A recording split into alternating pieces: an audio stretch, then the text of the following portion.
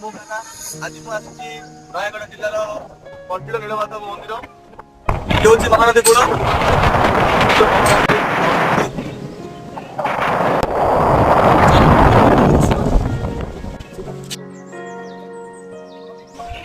ଇଏ ହେଉଛି ସିଂହଦ୍ୱାର ଯିବା ମନ୍ଦିରକୁ।